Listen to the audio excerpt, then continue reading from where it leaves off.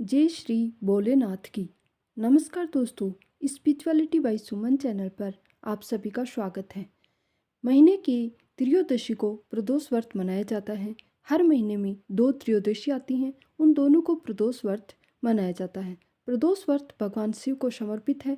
अगर आप भगवान शिव, माता पार्वती की आशीष से जीवन में सुख समृद्धि पाने की कामना करते हैं और जीवन के उपरांत मोक्ष प्राप्त करना चाहते हैं तो ये व्रत आपके लिए अत्यंत लाभकारी सिद्ध होगा। मार्गशीर्ष माह के कृष्ण पक्ष में प्रदोष व्रत आज त्रयोदशी के दिन मनाया जा रहा है। हिंदू पंचांग के अनुसार हर माह में शुक्ल पक्ष और कृष्ण पक्ष की त्रयोदशी तिथि पर प्रदोष व्रत रखा जाता है। आज रवि प्रदोष व्रत 24 दिसंबर 2023 रविवार है। मार्गशीर्ष शुक्ल त्रयोदशी को प्रारंभ हो रहा है 24 दिसंबर रविवार को 6:24 AM से समापन होगा 25 दिसंबर सोमवार को 5:54 AM तक। पूजा का समय शाम को रहेगा 24 दिसंबर को 5:14 से 7:56 तक।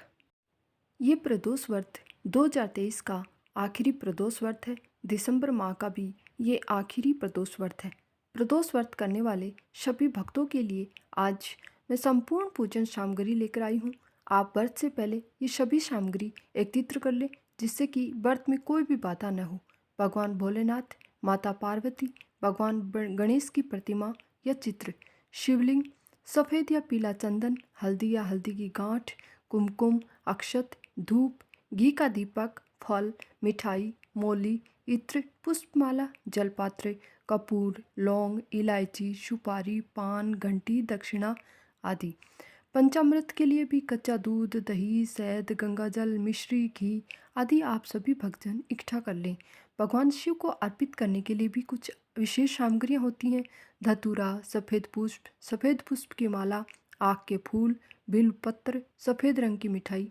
भगवान गणेश जी को अर्पित करने के लिए सामग्री होती हैं दुर्वा, लाल पीले पुष्प, जनेऊ आदि।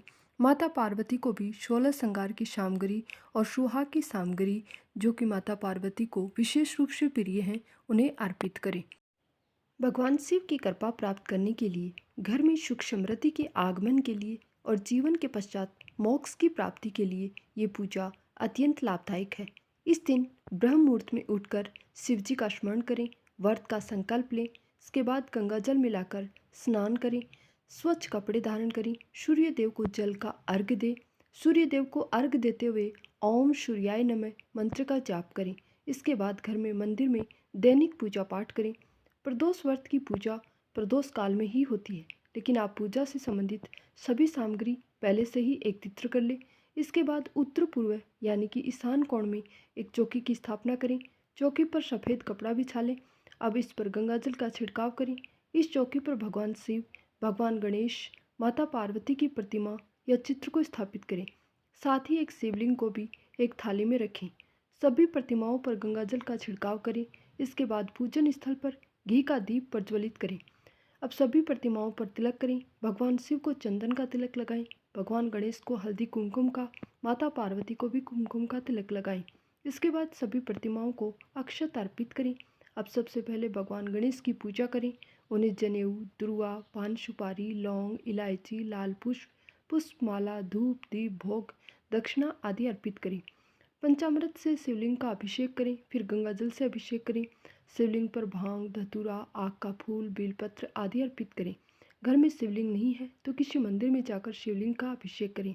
भगवान शिव जी की प्रतिमा पर भी पुष्पमाला, सफ़ेद पुष्प, बेलपत्र, आक का फूल, भांग, धतूरा अर्पित करें। माता पार्वती को श्रृंगार की सामग्री, मौली, पुष्प, पुष्पमाला अर्पित करें। प्रदोष व्रत की कथा पढ़ें, शिव चालीसा भी पढ़ें। 108 बार महामृत्युंजय मंत्र का जाप भी कर सकते हैं। अंत में धूप दीप से भगवान शिव और माता पार्वती की आरती उतारें। माता पार्वती और भगवान शिव को खीर का भोग भी जरूर लगाएं। रवि प्रदोष व्रत को करने से बेहतर स्वास्थ्य और लंबी आयु की प्राप्ति होती है। प्रदोष व्रत एक साल में कई बार आता है। ये व्रत महीने में 2 बार आता है। पुराणों के अनुसार एक प्रदोष व्रत रखने का पुण्य 2 गाय दान करने के जितना होता है।